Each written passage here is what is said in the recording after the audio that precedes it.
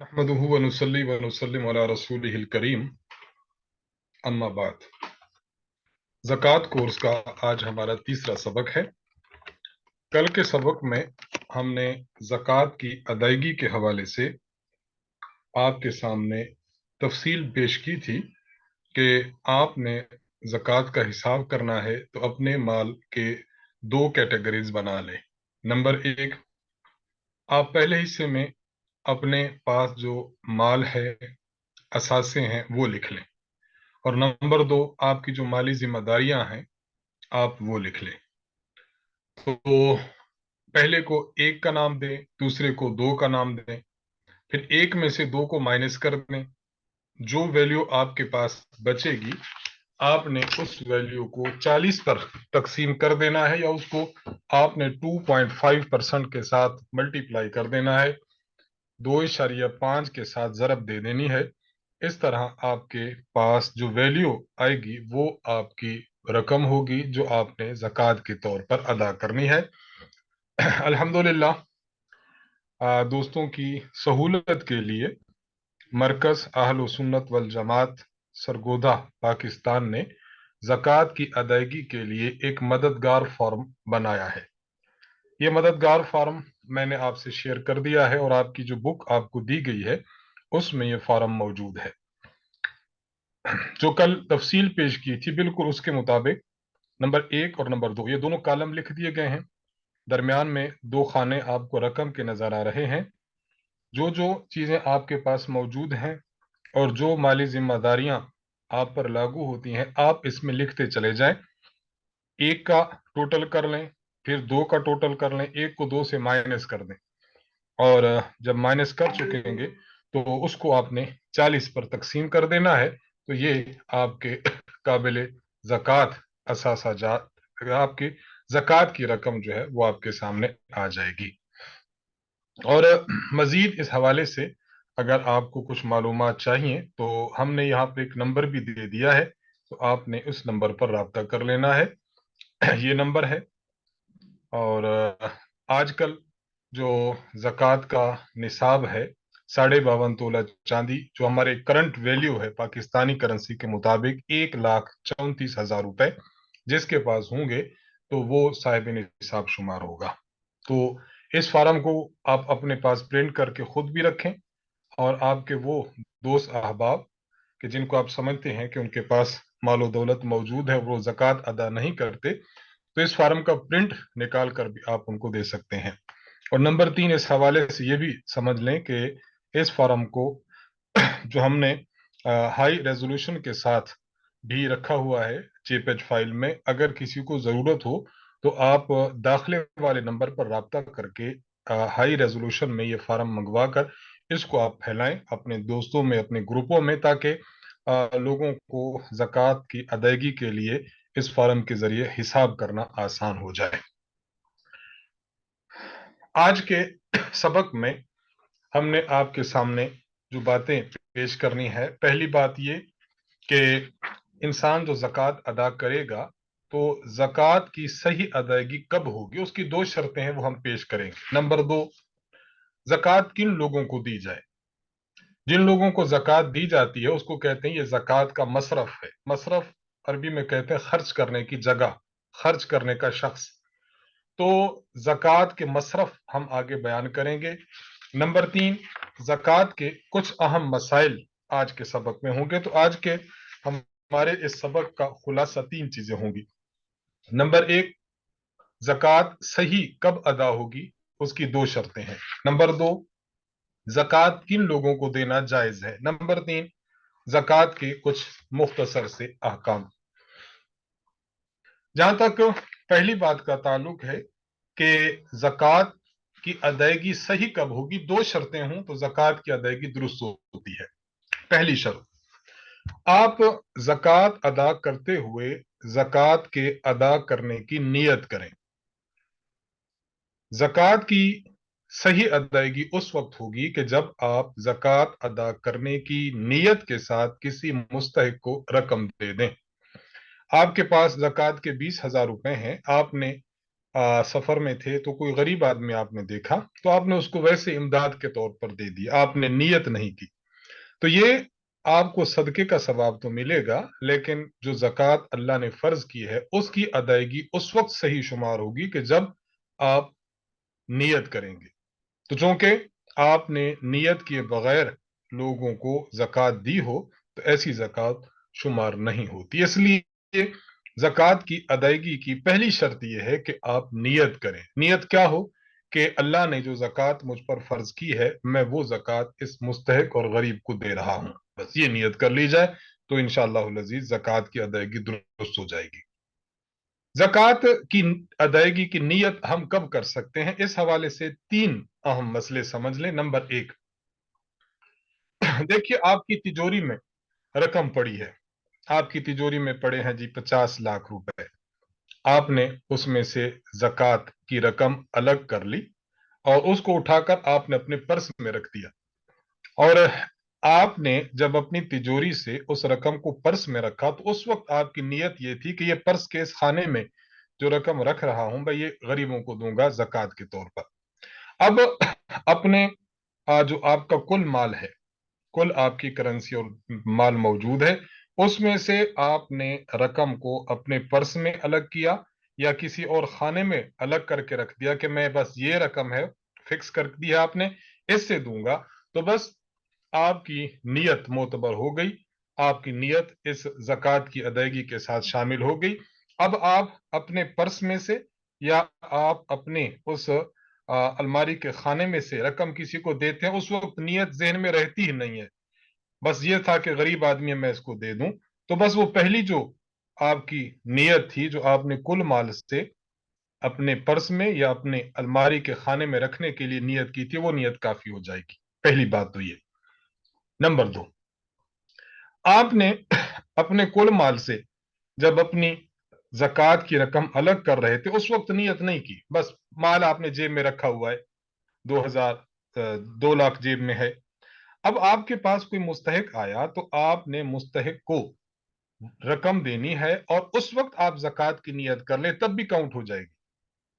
आपके पास एक आदमी आया, उसने इमदाद चाहिए तो आपने रकम दे दी, नियत ये की कि जक़ात की रकम दे रहा हूं, तो ये भी दुरुस्त हो जाएगा, ये नियत भी काउंट हो शुमार हो जाएगी। नंबर तीन, अच्छा आपने आपने खुद जक़ात नहीं देनी, मसलन आप देख रहे हैं कि एक आदमी है जो आपके करीबी एक मदरसा है, दीनी मदरसा, तो वहां जा रहा है, आपने उसे 2000 रुपए दिए, आपने कहा कि ये रकम लेते जाएं और मदरसे में जाके जक़ात की मद में जमा करा दें। अब आपने जो रकम अपने उस वकील कह दें या नुमाइंदा कह दें जो आपका दोस्त रिश्तेदार है जो जा रहा है, आपने उसको रकम दे दी है और वो जाकर मदरसे में जमा करा देगा, तो उसको रकम देते हुए नियत कर लें, तब भी समझा जाएगा कि आपने जक़ात की अदायगी की नियत कर ली है। तो ये तीन अहम पॉइंट्स हैं, तीन अहम मसले हैं जो जक़ात की नियत के मुतालिक हैं। अच्छा, यहां एक बात और समझ लें, एक बंदे ने इन तीनों मौकों में से किसी मौके पर भी नियत नहीं की, नहीं उसने अपने कुल माल से अलग करते हुए नियत की, नहीं उस बंदे ने अपने माल को गरीब को देते हुए नियत की, नहीं दोस्त को देते हुए नियत की कि मदरसे में जमा करा देना, किसी वक्त भी नियत नहीं की, वैसे जहन में भी नहीं था कि मैं ज़कात अदा कर रहा हूं। अच्छा, अब बाद में एहसास होता है कि काश ये रकम मैं ज़कात की मद में दे देता, तो अब वो नियत कब तक कर सकता है, उसके लिए ये देखा जाएगा कि मसलन मोहल्लेदार है, उसको उसने दिए थे 20,000 रुपए, वो लेकर घर चला गया, दुकान पे नहीं गया। अब आपको पता है कि ये घर में पैसे लेकर गया है और अभी तक इसने खर्च नहीं किए, तो जब तक आपका वो गरीब दोस्त पैसे खर्च नहीं कर लेता, पैसे खर्च करने से पहले पहले तक आप नियत कर लें तो ये भी नियत मोतबर हो जाएगी। और अगर आपने उसको पैसे दिए, उसने जाकर घर का साजो सामान लिया, उधारें अपनी चुकाई, फिर घर आ गया, दूसरे दिन आपको जहन में आया कि मैंने तो 20,000 उसको मदद के लिए दी थी, ये तो मैं जक़ात में काउंट कर लूं, तो अब चूंकि वो अपनी रकम खर्च कर चुका है, इसलिए अब आपकी ये नियत मोतबर नहीं होगी, आपको ज़कात दोबारा अदा करनी होगी। अच्छा, एक और मसला इसी के साथ साथ आप ये समझ लें, बाज मर्तबा आपने अपने किसी दोस्त को कर्ज दिया हुआ है 10,000 रुपए, और वो गरीब है, वो रकम आपकी लौटा नहीं रहा, उसके पास ताकत ही नहीं है। आप ये नियत कर लेते हैं कि ठीक है, गरीब आदमी है, रकम लौटा नहीं सकता, तो मैं ज़कात जो देनी है 10,000 रुपए, तो चले मैं इसकी नियत कर लेता हूं कि 10,000 रुपए मैंने इसको ज़कात के तौर पर दिए, चूंकि गरीब आदमी है। तो आया कि अब ये ज़कात अदा होगी या नहीं? तो अभी जो हमने मसला पढ़ा, मसले का उन्वान कि नियत करना, आपकी रकम जब उसके पास पहुंची थी, उसने बतौर कर्ज ली थी, उस वक्त आपने नियत नहीं की थी कि ज़कात है, उसने वो रकम खर्च भी कर दी, तो ज़कात की नियत करने का जो वक्त है वो भी गुजर गया। लिहाजा कोई शख्स कर्ज माफ करने के वक्त ये नियत कर ले कि ये ज़कात ही में कटौती हो जाए, तो इस तरह ये नियत मोतबर नहीं होगी। अगर आपका कोई ऐसा मसला बन जाए, उसके लिए ये किया जा सकता है कि आप जो 10,000 रुपए आपने बतौर ज़कात देने थे, वो 10,000 जाके अपने उस दोस्त को दे दें कि मैंने तुम्हें गिफ्ट दिए, गिफ्ट का नाम दे दें। देखिए, लफ्ज ज़कात कहना जरूरी नहीं, आप गिफ्ट का नाम दे दें, आप इमदाद का नाम दे दें, भाईजान ये मेरी तरफ से हदिया रख लें, तो इस तरह का मेरी तरफ से तोहफा रख लें, इस तरह की बातें करके ज़कात की रकम दी जा सकती है।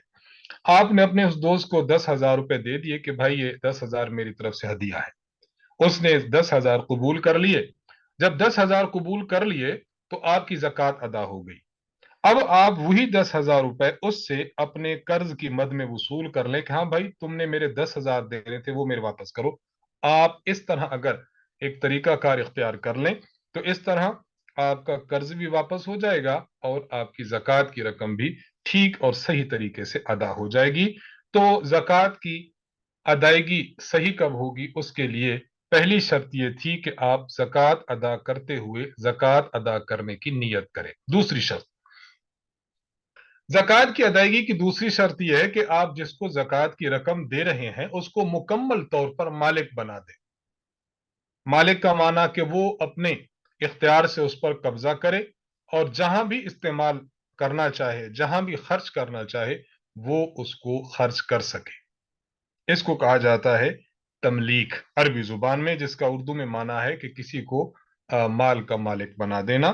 तो तमलीक ये लाजिम है। मैं इसकी एक दो मिसालें अर्ज करना चाहूंगा। एक मरीज है, गरीब है, आपने उस मरीज को के हाथ पर रख दिए 20,000 रुपए और आपने कहा कि अपना इलाज मुआवजा कराओ। आपने जक़ात की नियत की थी, ये आपने 20,000 जब उसके हाथ पे रख दिए, तो इसका माना यह हुआ कि आपने उसको उसका मालिक बना दिया। अब वो 20,000 का इलाज कराए, उसकी मर्जी, 20,000 का घर में राशन लाए, उसकी मर्जी, या 20,000 वो किसी और मसले में खर्च कर ले, उसकी मर्जी। जब आप किसी को रकम दें और उसको टोटल इख्तियार दे दें, तो इसको कहते हैं तमलीक। अच्छा, आपने देखा कि मरीज है और उस मरीज का जो इलाज का खर्च है वो है 30,000। आप गए, आप काउंटर पर गए, आपने कहा कि फलां जो मरीज है ना, ये मैं पैसे दे रहा हूं, तो उसका इलाज कर देना। अब काउंटर वाले ने उस मरीज के खाते में 30,000 लिख लिए, जो भी दवाइयां जाती रहीं, तो वो दवाइयां उस मद में, उस आपकी दी गई रकम में से वो काउंटर वाला काट काट कर उस मरीज को देता रहा। अब ये जो है, इस रकम से उस मरीज को फायदा तो मिल रहा है, लेकिन इस रकम में तमलीक नहीं पाई गई। क्या माना कि वो मरीज इस रकम को जिस तरह से भी खर्च करना चाहे वो खर्च कर रहे, उसको अपनी मर्जी हासिल हो। तो आपके इस अमल में उस मरीज को मर्जी हासिल नहीं हुई, इसलिए आपको रकम देने की रकम देने का सवाब तो मिल जाएगा, लेकिन तमलीक नहीं पाई गई, इसलिए आपकी जक़ात अदा नहीं होगी। तो जक़ात अदा करने के लिए जरूरी है कि जिस फर्द को देनी है वो खुद उस पर कब्जा करे, और अपने ऐसा कब्जा हो कि अपने इख्तियार से जहां भी वो रकम खर्च करना चाहे कर सकता है। यहां तो आपने उसको बाउंड किया हुआ है, वो सिर्फ और सिर्फ यही काम कर सकता है, इसके अलावा नहीं, इसलिए ये तमलीक नहीं है। इस तरह की कई मिसाल। आप, एक बंदा है, उसने कहा कि मैं सिलाई कढ़ाई का एक सेंटर खोलना चाहता हूं, मशीनें मैं चाहता हूं, तो वहां पर बच्चियां आकर सिलाई कढ़ाई सीखती हैं और घर चली जाती हैं। मशीनें आपने ज़कात की रकम से वहां रखी हैं, तो वो बच्चियां उन मशीनों से फायदा तो हासिल कर रही हैं, लेकिन उनको अपनी मर्जी हो कि मशीनें अपने घर ले जाना चाहें, बेचना चाहें, वो नहीं कर सकती, बाउंड हैं। इसलिए सिलाई कढ़ाई के उन्वान पर अगर कोई मशीनें लेकर बच्चियों को देता है और वो बच्चियां सीख कर चली जाती हैं और मशीनें वहीं पड़ी रहती हैं, तो इस तरह भी ज़कात अदा नहीं होगी। खुलासा ये निकला, ज़कात की अदायगी उस वक्त दुरुस्त शुमार होगी कि जब आप किसी को इस तरह मालिक बना दें कि वो उस पर कब्जा भी कर ले, उसके मिल्क में भी आ गया, कब्जा भी हो गया, और वो उसको जिस तरह चाहे खर्च करना वो खर्च कर सकता हो, फिर ये तमलीक होगी। वगरना इसको तमलीक नहीं कहते, इसको अरबी में लफ्ज है इबाहत। इबाहत का माना किसी के लिए कोई चीज नफा बख्श बना देना। वो नफा तो हासिल कर रहा है लेकिन उसका इख्तियार नहीं है, तो इसलिए इख्तियार अलग है और नफा अलग है। ज़कात की सही अदायगी के लिए तमलीक लाजिम है। आज के सबक की पहली चीज हमने पेश कर दी है कि ज़कात के सही होने की दो शर्तें हैं। नंबर एक, नियत करना। नंबर दो, तमलीक यानी माल का किसी को मालिक बना देना। आज के सबक का दूसरा हिस्सा, ज़कात के मसारिफ। जैसे मैंने अर्ज किया शुरू में, मसारिफ ये मसरफ की जमा है। मसरफ कहते हैं उस फर्द को जिस पर ज़कात खर्च करना, जिसको ज़कात देना जायज हो। तो जिन लोगों को ज़कात देना शरीयत इस्लामिया ने जायज करार दिया है, उनकी तादाद कुरान करीम में 8 बयान की गई है। सूरत तौबा आयत नंबर 60 में अल्लाह ताला का फरमान है, अऊज़ु बिल्लाहि मिनश शैतानिर रजीम, बिस्मिल्लाहिर रहमानिर रहीम, इन्नमा सदक़ातु लिल फुक़राइ वल मसाकीन वल आमिलीन अलैहा वल मुअल्लफ़ति क़ुलूबुहुम वफ़िर रिक़ाब वल गारिमीन वफ़ी सबीलिल्लाहि वब्निस सबील। सूरत तौबा आयत नंबर 60। अल्लाह ताला फरमाते हैं कि ये जो सदक़ात हैं, सदक़ात से मुराद जो इंसान पर देना जरूरी हो, ये जो ज़कात है ये भी देना जरूरी है। इसी तरह सदक़तुल फ़ित्र होता है, वो भी देना जरूरी है। इसी तरह उश्र जो हम अपनी जमीनों की पैदावार का निकालते हैं, वो भी देना जरूरी है।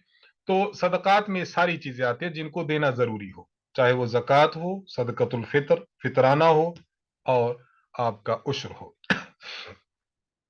अल्लाह ताला फरमाते हैं कि जो सदक़ात हैं, वाजिबा सदक़ात, तो ये सिर्फ फकीरों और मिस्कीनों के लिए और ज़कात जमा करने वाले आमलों के लिए हैं, और उनके लिए जिनके दिलों में उल्फत डालनी मकसूद है, और गुलाम आजाद करने में, और कर्ज अदा करने वालों में, और अल्लाह के रास्ते में, और मुसाफिर पर खर्च करने के लिए। ये कुल 8 बंदे बनते हैं, 8 अफराद बनते हैं जिनका अल्लाह ने जिक्र किया। हम एक एक को आपके सामने तफसील से पेश करते हैं। पहला मसरफ या पहले दो अफराद, एक है फुकरा। अल्लाह ने फरमाया लिल फुकराई वल मसाकीन। फुकरा और मसाकीन, फकीर और मिस्कीन, इसमें थोड़ा सा फर्क है। ऐसा शख्स जिसके पास कुछ भी ना हो उसको कहते हैं कि ये फकीर है। ऐसा शख्स जिसके पास कुछ भी ना हो ये फकीर है। और मिस्कीन ऐसा शख्स जिसके पास माल तो है लेकिन उसकी जो बेसिक जरूरियात हैं, खाना पीना, रिहाइश, कपड़े, बेसिक जरूरियात उससे पूरी नहीं हो पाती, कर्ज उठाना पड़ता है, किसी से लेना देना पड़ता है। तो फकीर और मिस्कीन, इसको ज़कात दी जा सकती है। फकीर का माना वाज़े जिसके पास कुछ भी ना हो, और मिस्कीन कि जिसके पास कुछ माल हो लेकिन उसकी जो बुनियादी जरूरियात हैं, रोटी, कपड़ा, मकान, ये उससे पूरा ना होता हो और इसको मांगना पड़ता हो। ये दोनों के दोनों ज़कात के मुस्तहिक हैं। नंबर 3, आमिलीन ज़कात वल आमिलीन अलैहा। आमिलीन ज़कात की तारीफ समझ लें। हुकूमत इस्लामिया जिन अफराद को ज़कात जमा करने के लिए मुकर्रर करती है कि जाइए और लोगों से ज़कात वसूल करके आइए, तो हुकूमत इस्लामिया के मुकर्रर करदा इन अफराद को आमिलीन ज़कात कहा जाता है। और इन आमिलीन ज़कात की जो तनख्वाहें हैं वो ज़कात की रकम से अदा की जा सकती हैं। आजकल चूंकि सिस्टम ऐसा कहीं भी नहीं है, اس لیے آج اگر آپ یا کوئی ادارہ کسی فرد کو بھیجتا ہے کہ جاؤ اور جا کر زکوٰۃ وصول کرو، اور وہ زکوٰۃ وصول کر کے آتا ہے، تو زکوٰۃ کی رقم سے اس کو تنخواہ دینا جائز نہیں ہے۔ ہاں، وہ ادارہ زکوٰۃ کے علاوہ کوئی اور اس کے پاس مد ہو جس میں رقم موجود ہو، تو پھر اس رقم سے تو ان کی تنخواہ دے گا۔ باقی آمینین زکوٰۃ جو ہے وہ اسلامی اسٹیٹ اور اسلامی گورنمنٹ ہو تب یہ تصور ہوتا ہے، اس کے علاوہ میں نہیں۔ نمبر 4، مؤلفۃ القلوب والمؤلفۃ قلوبہم۔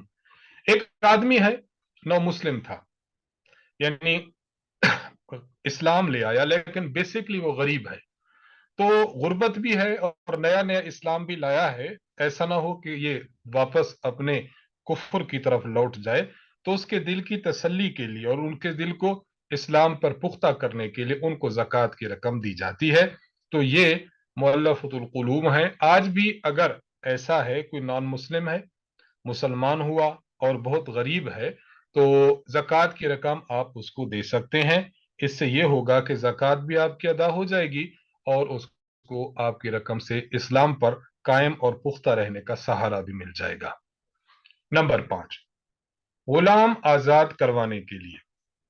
غلام آزاد کروانے کے لیے پہلے دور میں غلام اور باندی کا وجود تھا، یعنی مرد اور عورت، بچے اور بچیاں، یہ معاشرے نے قبول کیا ہوا تھا کہ ان کو خرید و فروخت ہوتی تھی۔ جنگ کے کسی موقع پر حملہ آور فوج نے جس خطے کو فتح کیا، وہاں کے مردوں اور عورتوں کو اپنا غلام اور باندیاں بنا لیتے، پھر ان کی خرید و فروخت ہوتی تھی۔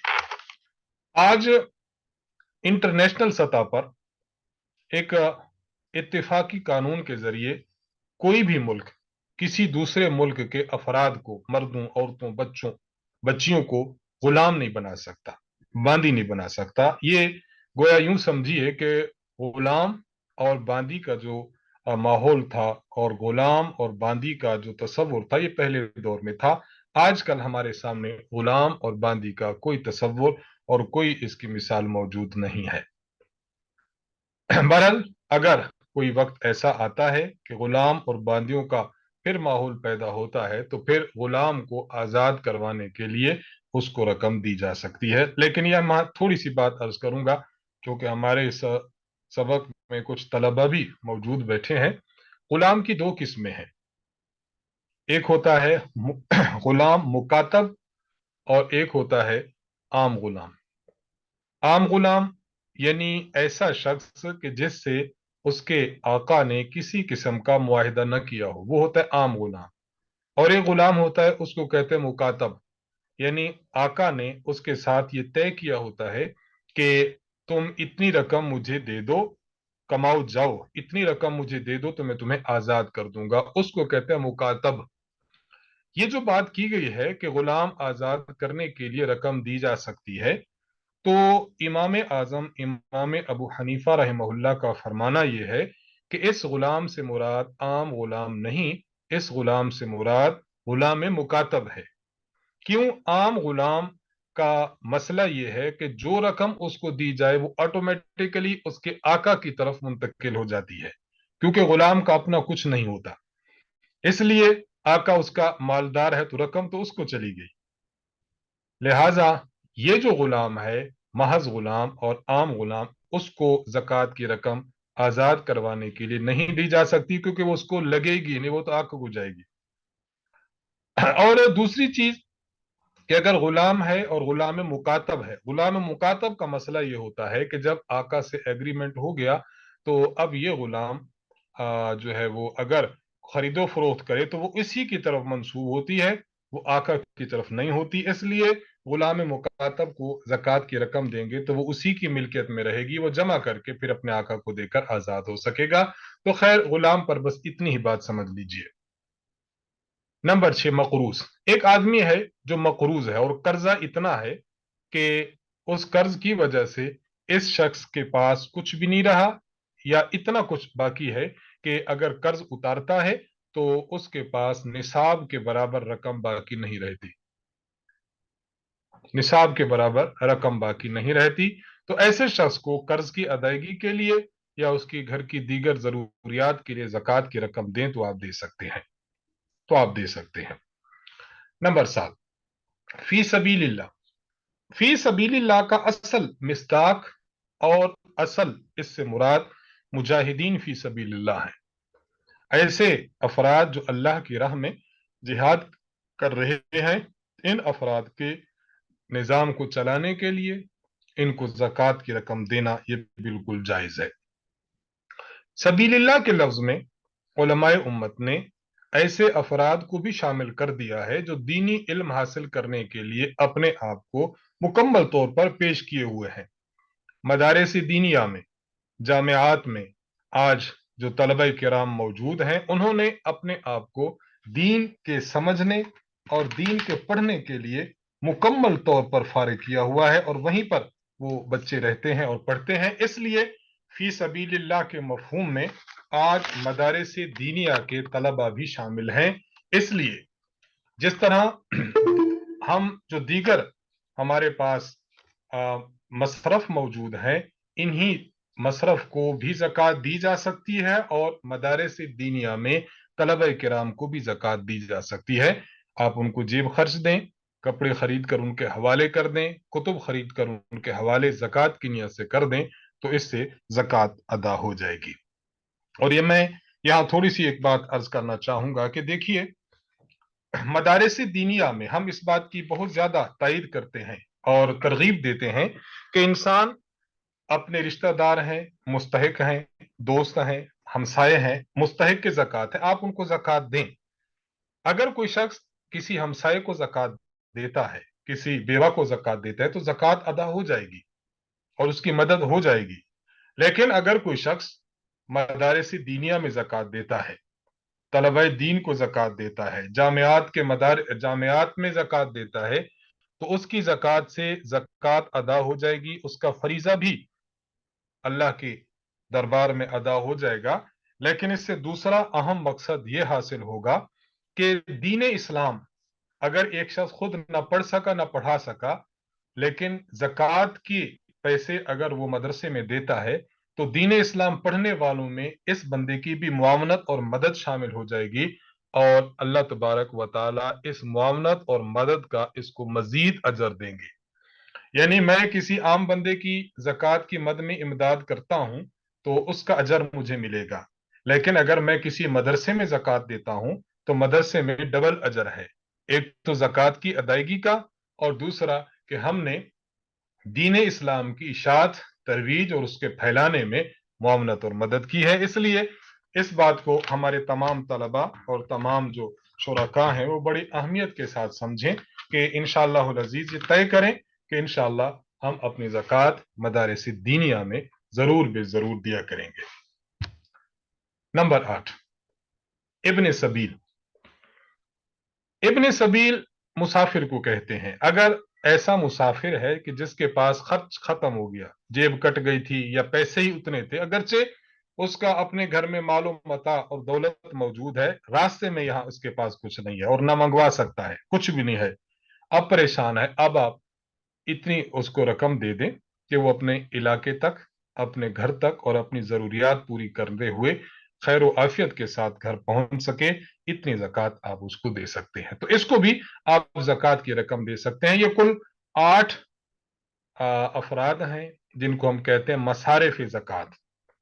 तो आज के सबक का दूसरा हमारा हिस्सा था मसारिफ ज़कात, यानी ऐसा फर्द, ऐसे अफराद, ऐसे बंदे कि जिनको ज़कात देनी जायज़ है, वो 8 किस्म के हैं, उन जिनकी तफसील हमने पेश कर दी है। आज के सबक का तीसरा जुज वो है ज़कात के कुछ अहम मसाइल। एक बात जहन में रख लें, ज़कात का हमने अभी मसरफ पढ़ा, यानी किन को ज़कात दी जा सकती है, तो अभी जो अहकाम व मसाइल हैं उसमें हमने ये बात बयान करनी है कि किसको हम ज़कात दे सकते हैं और किसको ज़कात नहीं दे सकते। मसला नंबर 1, एक ऐसा बंदा है जिसके पास 7.5 तोले सोना है या 7.5 तोले सोना के बराबर माल है। 7.5 तोले सोना ग्राम के एतबार से 87.48 यानी 87.48 ग्राम बनता है, और चांदी के एतबार से ये 612.36 ग्राम बनता है। अगर किसी के पास इतना सोना पड़ा है या इतनी चांदी पड़ी है तो ऐसे शख्स को ज़कात देना जायज नहीं है, ये मुस्तहिक ज़कात है ही नहीं। उल्टा इस शख्स पर ज़कात वाजिब है कि ये दूसरों को दे।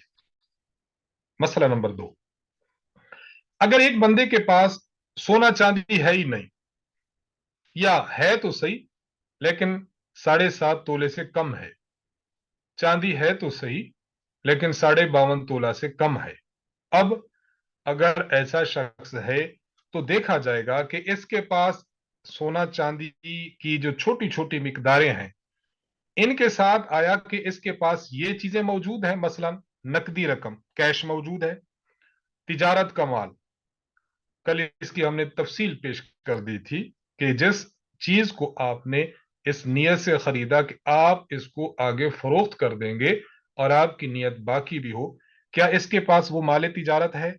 नंबर 5, घर का जायद जरूरत सामान, ऐसा सामान जिसकी घर में आपको बिल्कुल जरूरत नहीं है, वो फारिग पड़ा हुआ है पूरा साल। ये 5 चीजें आप देख लें।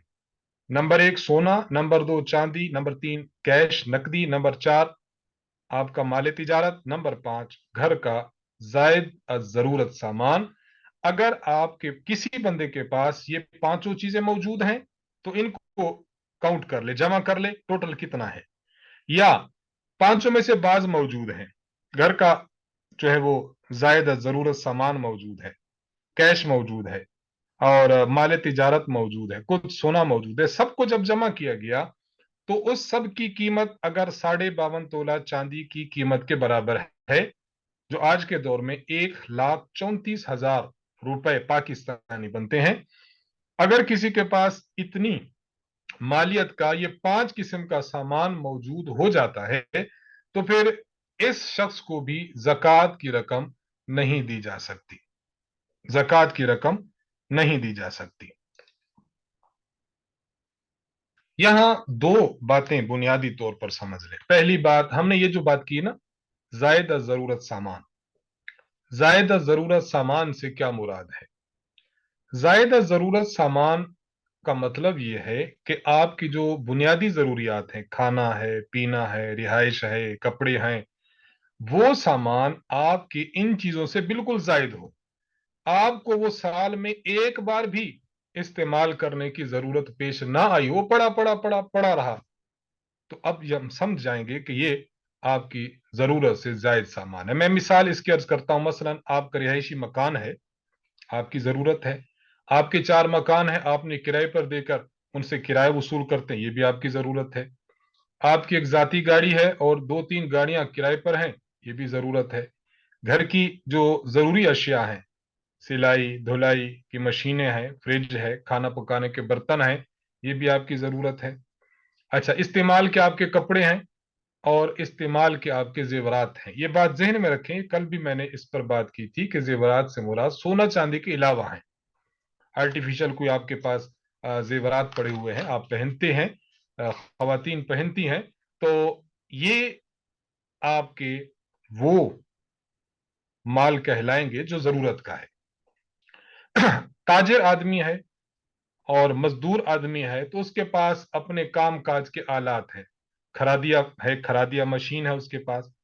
एक आदमी चला रहा है, मेडिकल स्टोर चला रहा है, मेडिकल स्टोर के जो शेल्फ हैं, जो उसकी अलमारियां हैं, वहां पर एसी लगा हुआ है, वहां पर और अशिया जरूरत की है, तो वो सारी जरूरत की चीजें होंगी।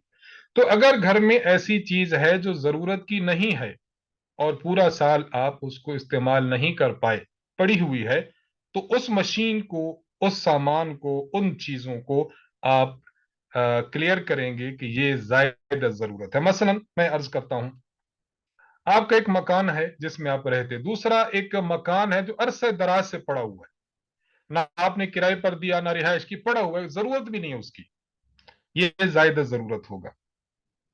आपके घर में कोई मशीनरी पड़ी है और वो साल हा साल से पड़ी है, وہ کتنے کی بن جی؟ 50,000 کے، سالہ سال سے آپ کو ضرورت بھی نہیں ہے، آپ اس کو لے لیں گے۔ تو اس طرح گھر میں انسان خود دیکھ لے کہ کون سا اس کا ساز و سامان ہے جس کی ضرورت نہیں ہے، تو ایسے ساز و سامان کو اگر انسان سال میں ایک بار بھی استعمال نہیں کرتا تو اس کو آپ لکھ لیں گے زائد ضرورت سامان میں۔ دوسری بات، یہ جو بات میں ابھی عرض کر رہا ہوں اس کو سمجھیں کہ ہم نے یہ بات یہ کی ہے، کل کی اور آج کی بات میں ہم تھوڑا سا فرق کر لیں گے تو انشاءاللہ آج کی یہ فائدہ نمبر 2 والی بات واضح ہو جائے گی۔ ہم نے کل یہ بات عرض کی تھی کہ زکوٰۃ کس شخص پر فرض ہوا کرتی ہے۔ اس کے لیے ہم نے بات کی تھی کہ جس بندے کے پاس 4 قسم کا مال موجود ہے اور ان کو جمع کریں تو ان کی قیمت 52.5 تولہ چاندی کی قیمت کے برابر، یعنی 1,34,000 روپے بنتی ہو، تو ایسے بندے پر زکوٰۃ فرض ہے، وہ زکوٰۃ دے گا۔ تو ایک ہوتا ہے زکوٰۃ کس پر فرض ہے، اس کے لیے 4 چیزیں دیکھی جائیں گی: سونا، چاندی، نقدی اور مال تجارت۔ اچھا، نمبر 2، اب ایک بندہ زکوٰۃ لے سکتا ہے یا نہیں لے سکتا، اس کے لیے ہم 5 چیزیں دیکھیں گے۔ وہ ہے سونا، چاندی، نقدی، مال تجارت اور گھر کا ضرورت سے زائد سامان۔ گویا اب 2 کیٹیگریز الگ الگ ہو گئیں۔ ایک ہے کہ کس بندے پر زکوٰۃ واجب ہوتی ہے، نمبر 2 کون سا بندہ ایسا ہے جس کو زکوٰۃ لگتی ہے۔ جس بندے پر زکوٰۃ واجب ہوتی ہے، اگر اس کو دیکھنا ہے تو ہم 4 چیزیں دیکھیں گے۔ اگر وہ 4 چیزیں 52.5 تولہ چاندی کی قیمت کے برابر ہیں تو وہ بندہ صاحب نصاب ہے، اس پر لازم ہے کہ زکوٰۃ دے۔ اور اگر کسی بندے کے پاس ان 5 چیزوں کو جمع کیا جائے اور ان 5 چیزوں کی قیمت 52.5 تولہ چاندی کی قیمت کے برابر ہوتی ہے تو اب یہ بندہ زکوٰۃ لے نہیں سکتا، زکوٰۃ لے نہیں سکتا۔ یعنی 2 قسم کے نصاب سامنے آ گئے۔ ایک کو ہم کہہ دیں گے وجوب زکوٰۃ کا نصاب اور ایک کو کہہ دیں گے حرمان زکوٰۃ کا نصاب۔ وجوب زکوٰۃ کا معنی یہ چیزیں ہوں گی تو زکوٰۃ واجب ہے، حرمان زکوٰۃ کا معنی یہ چیزیں ہوں گی تو زکوٰۃ لے نہیں سکتے۔ بس یہ بہت اہم ہے۔ یہ جو حرمان زکوٰۃ کا نصاب ہم نے پیش کیا ہے اس میں 5 چیزیں آپ نے کاؤنٹ کرنی ہے۔ تو اگر کسی کے پاس اتنا مال موجود ہے، یعنی 5 چیزوں کو ملائے تو 1,34,000 بنتے ہوں، تو اس پر صدقۃ الفطر بھی واجب ہے۔ یعنی یوں سمجھ لیں کہ حرمان زکوٰۃ کا جو نصاب ہے اور صدقۃ الفطر کا جو نصاب ہے وہ ایک ہی نصاب ہے۔ یہ 2 اہم چیزیں تھیں جو ہمارے مسئلہ نمبر 2 کے متعلق تھی۔ نمبر 3، تیسرا مسئلہ یہ ہے کہ انسان کس کو زکوٰۃ دے سکتا ہے اور کس کو نہیں۔ جو افراد انسان جن سے پیدا ہوا ہے اور جو انسان سے پیدا ہوئے ہیں ان کو زکوٰۃ نہیں دے سکتا۔ ماں باپ سے خود پیدا ہوا، دادا دادی ہیں، نانا نانی ہیں، جن سے انسان کی تخلیق ہوئی ہے، ان کو بھی زکوٰۃ نہیں دے سکتا۔ جو اس سے پیدا ہوئے ہیں، بیٹا بیٹی، پوتا پوتی، نواسا نواسی، اس کو بھی نہیں دے سکتا۔ عربی میں اسے کہتے ہیں اصول، کہ جس سے یہ پیدا ہوا، فروع جو اس سے پیدا ہوئے، تو اپنے اصول اور فروع کو بھی زکوٰۃ انسان نہیں دے سکتا۔ مسئلہ نمبر 4، شوہر اپنی بیوی کو اور بیوی اپنے شوہر کو زکوٰۃ نہیں دے سکتے۔ مسئلہ نمبر 5، انسان اپنے بھائی کو، بھابھی کو، بھتیجے کو، بھتیجی کو، بہن کو، ان کو زکوٰۃ دے سکتا ہے بشرطے کہ ان کے پاس نصاب کے برابر رکھ، یعنی مستحق ہوں تو ان کو زکوٰۃ کی رقم دی جا سکتی ہے۔ نمبر 6، اچھا کچھ خاندان ایسے ہیں کہ شریعت نے فرمایا ہے کہ ان کو زکوٰۃ دینا جائز نہیں۔ ہاں، غریب اگر کسی علاقے میں ہے تو زکوٰۃ کے علاوہ ان کی مدد کی جائے، زکوٰۃ کی رقم سے ان کی مدد جائز نہیں ہے۔ وہ 5 قسم کے جو ہے وہ لڑیاں ہیں۔ یوں سمجھ لیں کہ خاندان بنو ہاشم ہے اس میں 5 لڑیاں ہیں تو آپ ان میں سے کسی لڑی کو بھی زکوٰۃ نہیں دے سکتے۔ خاندان بنو ہاشم کے 5 قسم کے جو لڑیاں ہیں ان میں نمبر 1 حضرت علی رضی اللہ عنہ۔ حضرت علی کی جو اولاد ہے ان کو زکوٰۃ دینا جائز نہیں ہے۔ ان میں حضرت حسن اور حسین یعنی حسنی اور حسینی سید ہیں، وہ بھی آ گئے، اور محمد بن الحنفیہ جو حضرت علی رضی اللہ تعالی عنہ کے بیٹے ہیں، ان کا جو خاندان ہے آج کل وہ آوان کے نام سے مشہور ہے، ان کو بھی زکوٰۃ کی رقم نہیں دے سکتے۔ نمبر 2 حضرت عباس بن عبد المطلب نبی علیہ الصلوۃ والسلام کے چچا ہیں، ان کے خاندان کو بھی زکوٰۃ نہیں دے سکتے، عباسی خاندان۔ نمبر 3 حضرت جعفر، یہ حضرت جعفر یہ نبی علیہ الصلوۃ والسلام کے چچا زاد تھے، ابو طالب کے بیٹے ہیں اور حضرت علی رضی اللہ عنہ کے بھائی تھے، ان کے خاندان کو بھی زکوٰۃ نہیں دی جا سکتی۔ اور حضرت عقیل، یہ حضرت عقیل یہ بھی حضرت علی رضی اللہ عنہ کے بھائی ہیں، ابو طالب کے بیٹے اور حضور کے چچا زاد ہیں، حضرت علی کے بڑے بھائی تھے حضرت عقیل، ان کے خاندان کو بھی زکوٰۃ نہیں دے سکتے۔ اور حضرت حارث بن عبد المطلب نبی علیہ الصلوۃ والسلام کے یہ چچا ہیں۔ عبد المطلب جو حضور کے دادا ہیں، انہوں نے اپنی کنیت جو ابو الحارث رکھی تھی اپنے اسی بیٹے کے نام پر رکھی تھی، تو ان کا خاندان ان کو بھی زکوٰۃ نہیں دے سکتے۔ ہاں اگر آپ نے مدد کرنی ہے تو زکوٰۃ اور صدقات واجبہ یعنی صدقات واجبہ میں عشر ہے، عشر کے علاوہ مدد کریں، صدقۃ الفطر کے علاوہ مدد کریں، زکوٰۃ کے علاوہ مدد کریں اور کرنی چاہیے۔ نمبر 7 میاں بیوی ہیں، میاں بیوی میں سے کوئی ایک بنی ہاشم سے ہے، اور یعنی ایک ہاشمی ہے جو ان اوپر کے 5 خاندانوں کا ہے اور دوسرا ہاشمی نہیں ہے، زکوٰۃ کس کو دے سکیں گے؟ دیکھا جائے گا اگر باپ بنو ہاشم خاندان سے تعلق رکھتا ہے تو اولاد بھی باپ کی طرف منسوب ہو کر ہاشمی کہلائے گی، ان کو زکوٰۃ نہیں دے سکتے بچوں کو۔ اور اگر باپ غیر بنی ہاشم ہے یعنی کسی اور خاندان کا اور بیوی بنو ہاشم ہے یعنی ان 5 خاندانوں میں سے کسی خاندان کی ہے، تو اب جو اولاد ہوگی وہ بھی باپ کی طرف منسوب ہوتے ہوئے غیر بنو ہاشم شمار ہوگی، اس لیے اب اولاد کو زکوٰۃ دی جا سکے گی۔ یعنی نسب جو دیکھا جاتا ہے وہ باپ کی طرف سے ہوتا ہے، ماں کی طرف سے نہیں۔ جب اولاد باپ کی طرف منسوب ہوگی، باپ اگر ہاشمی ہے تو اولاد کو زکوٰۃ دینا جائز نہیں، اور اگر باپ ہاشمی نہیں ہے غیر ہاشمی ہے تب اولاد کو اگر مستحق ہو زکوٰۃ دینا جائز ہے۔ نمبر 8 استاد اگر غریب ہے اور اس کے پاس نصاب کے برابر مال نہیں، نصاب سے مراد یہاں کون سا ہوگا؟ حرمان زکوٰۃ کا نصاب، وجوب زکوٰۃ کا نہیں۔ جب ہم نے زکوٰۃ دینے کا مسئلہ دیکھنا ہو تو حرمان نصاب کا زکوٰۃ دیکھیں 5 چیزوں کو۔